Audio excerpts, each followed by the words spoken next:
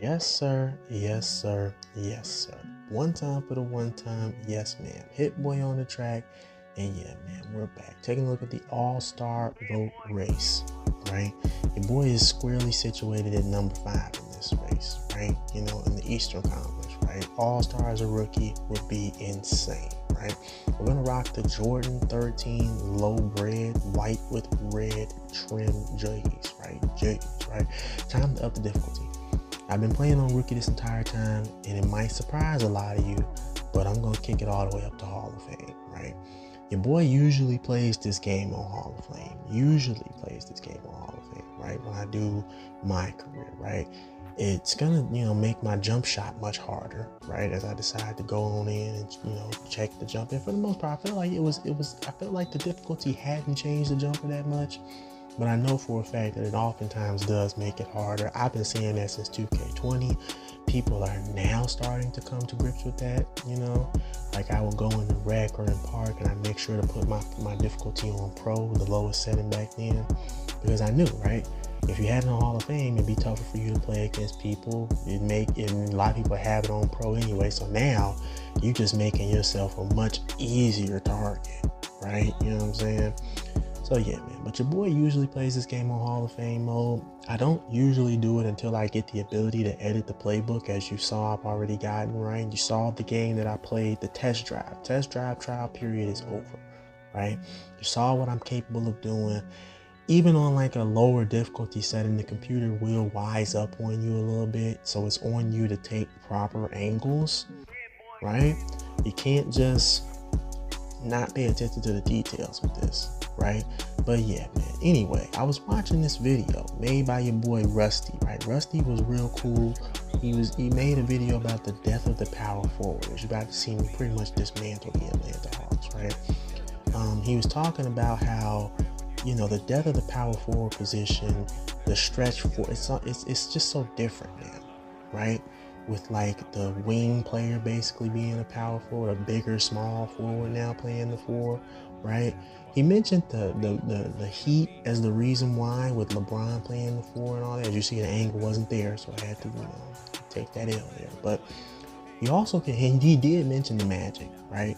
The Orlando Magic that went all the way to the finals with Dwight Howard at the center playing 4 out, 1 in. He had shooters all around him, right? And pretty much this is the way that the NBA is being played, right? If you pay close attention to what's going on, like on the top right-hand corner there, you'll see sometimes it'll say 4 in, 4 out, 1 in, right? Because that's what we want to play, right? The 4 out, 1 in, 4 shooters, 1 guy looking to pass the ball around, right?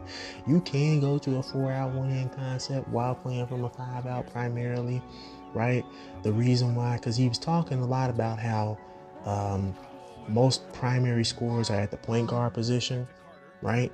And it's really good to have that player because, be the one that's like the driver, because he can dribble, drive, dish, right? You feel me? So having a rim runner is great, right? Because now again, dribble, drive, dish, pass the ball out after, you collapse the paint, right? With your daily ability to finish, right? In this game here, we pretty much are running the same concept, floor spacing. Like a lot of what you're seeing me do is mostly based on the modern NBA concepts, right? A lot of people that play park, right? To me, it's like playing park on pro against, some random, unless you're going up against a sweat comp type player, you really don't have the right to call yourself super good at this game. If you're playing against that level of competition, it's kind of random, right? Whereas like every time I play my career, I know I'm taking on I'm basically taking on the toughest that the game has to offer, right? Right there, you saw they didn't give me the ball, we didn't score. Shame on y'all, right? Give me the ball, let me handle business, let me do the scoring, right? I'm pretty much automatic, right? We would blow these guys out by 25 points. But yeah, man, the whole point I'm making is I know I'm taking on the toughest opponent every time I play, right? So that's why I like playing my career on Hall of Fame mode. You see, I got a finishing badge after all those dunks, right? I like, as you see, it's on Hall of Fame. I like playing this game on Hall of Fame. To me, it's much better than trying to run up in the park and take on somebody and, oh, you drop them off or whatever, but you claim to be much better than them. No, that to me, that doesn't really seem like you're really showing a lot of skill, right? We're gonna ask DeRozan to sit out because he needs limited minutes, right? We'll sit him down. His battery's low, right? You know what I'm saying? Your boy got that finishing badge. So yeah, man. But I was mentioning the depth of the power forward position with basically wings all over the place. As you see, Zach LaVine, Lonzo, and we all wearing the same suit going up against the Pacers, right? They say the shooting guard was next. And they mentioned Zach LaVine, right? Pretty much put like a wing player at the 2, right? Or basically a point guard who can't pass or handle the ball as well, or just put a point guard who can handle the ball and pass really well, right? The point guard, 3 wings in the center. Or in my opinion, I think it should typically be 3 point guards, right? One with like 2 with like good height, or like 2 with like regular point guard size, and then a third that's like really good with his height. A true to the bone wing that's at least 6'7" at the 4, and a true center, right? Now you'll have, because the 2 point guards at the 2 and the 3, they can be combo guard, wing play, D-Wade type wings, right? And then again, an actual wing at the 4, right? So that to me looks like a more strategic advantage in the modern NBA. As you see, I was basically spamming X with the ball when I got to the rim, and I ended up passing it, right? This game has been fairly back and forth, right? It's on Hall of Fame mode, remember, right? So stuff like that is common, right? Me not closing out earlier on defense and him hitting that 3, tying the game. We were up by 5 at one point, but then, yeah, man, your boy is basically a direct result of me, man. We would end up getting into a tie game, and now we're down by 5 after I had to sit on the bench, right? So I'm gonna look for the angle here. I don't get it initially because Hall of Fame computer ain't going, right? You see how I almost get him to get right in front of or right behind Kobe White. Kobe White was very patient with me right there. You see, I'm 3rd in the rookie leaderboard.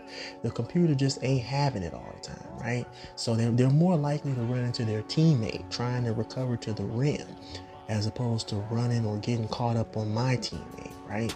But anyway, we're down by 1, right? We need to play good defense to get the ball back. We do just that, right? Now we're only down by 1, and all I got to do right there, I almost got him, but he made a fantastic adjustment to get around my teammate, right? Lonzo still playing that sticky defense on Andrew Nembhard, right? Right there, that's perfect. I got him, right?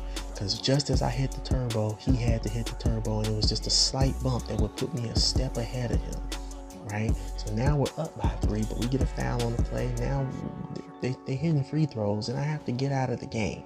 We would end up going only up by 1, and I was kind of era playing this game, right? Because I don't want to sit on the bench. I want to be in the game, right? Clearly, I have proven to be more of a high usage offensive player, right?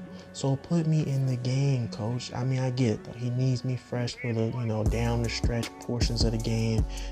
Up by 4, Pacers with the ball, and this right here is just bad defense. Hall of Fame mode, they're gonna make that shot. I know on most other games I've been playing on rookie, these guys have been missing a lot of wide open shots. They will make that shot right there. I don't know what Lonzo is doing. He just left them, or is that McConnell? He just left him wide open. There was no switch prompt on the screen, and I just didn't understand it. Right here, I tried to call for the ball. They wouldn't give it to me. And yeah, we're only up by 1 at this point. Because again, this is a back and forth contest. I have 30 points. I'm again getting a little irritable. Coach decides to sit me down. I'm really irritable with that. I get back in the game and we're up by 5. Pacers with the ball.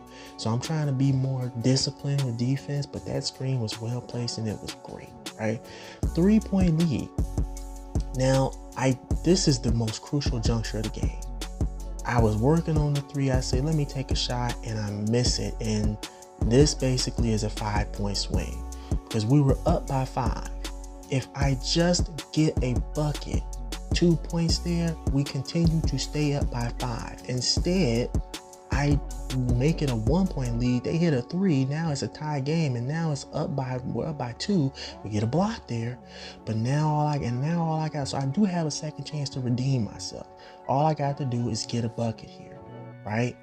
And my angle was horrible. And then I get the ball stolen. So now we're up by only 2. We would get the ball back, but no, they would get the ball back after we wouldn't score. They would miss. So they missed 2 opportunities to tie the game. All I have to do is score. Pascal Siakam covering me, right? It's real simple.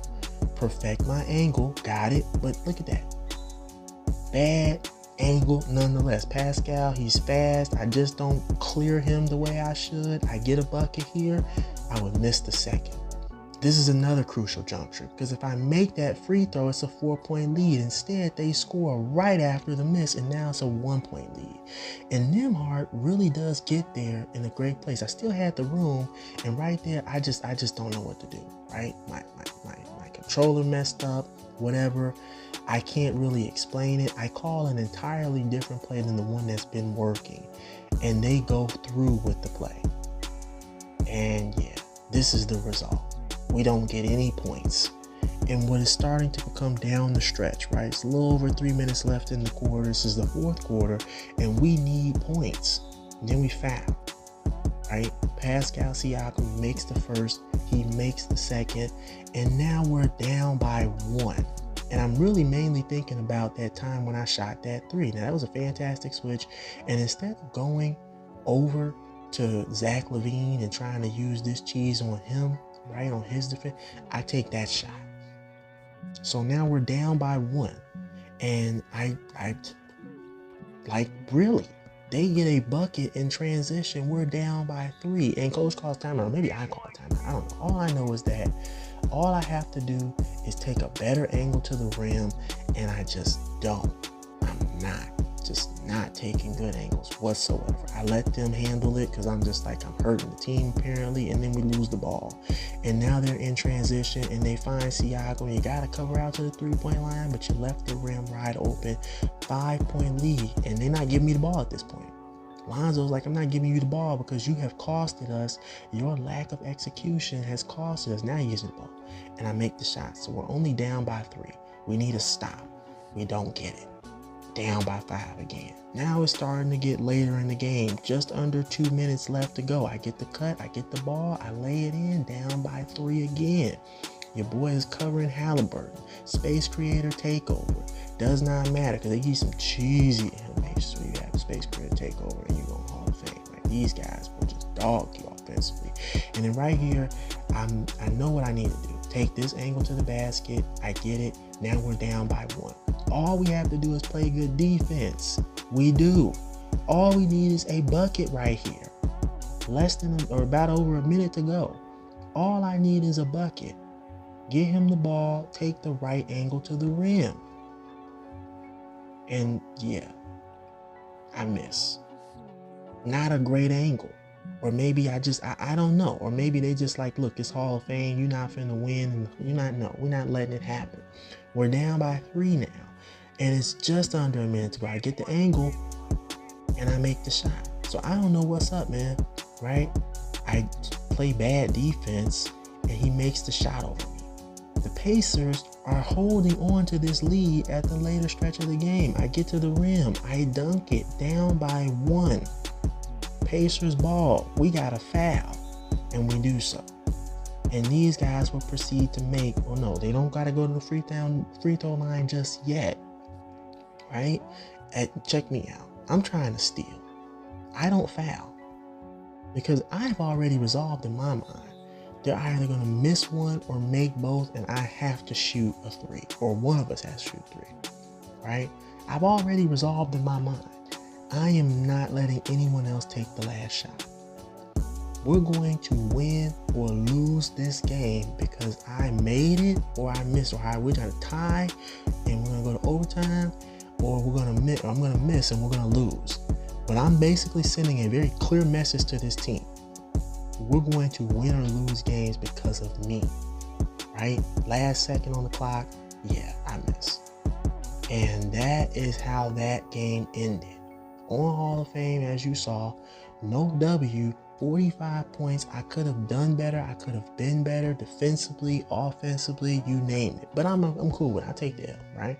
We played hard. We didn't win. VC going towards, I think that was speed, or was it speed with ball? I don't know.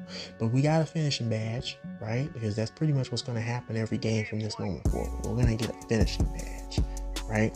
And yeah, man, your boy would also put some VC towards his stamina, right? Max out the stamina, or get it to a 98. Get the stamina to a 98, and I put VC towards one of my skills so I can get a certain badge, right? I would also put more VC towards the free throw because I felt like I got the release right down the stretch. I don't know. I want to get that maxed out. I only maxed out at 74, and then I'm gonna look at the animations that I have available. I don't like them, right? I'm trying to really study that motion because I'm using free throw one, but I'm looking at 17. I'm like, you know, I was using Jordan, and I also would look at Kobe's, right? You feel me? Because Jordan and Kobe's are pretty much similar. And I'm looking for something that I can be consistently good at. So, you know, not really feeling Kobe's, not really feeling Jordan's, not really feeling the default ones that I have. I take a look at Carmelo Anthony's and I say to myself, let me see. Yeah, that looks like the one I used on 2K13. On 2K13, I believe Melo's was the Brave release, which is the release I usually use. So I'm gonna rock with that release, right? But anyways, I'm gonna get up out of here, get at me and function with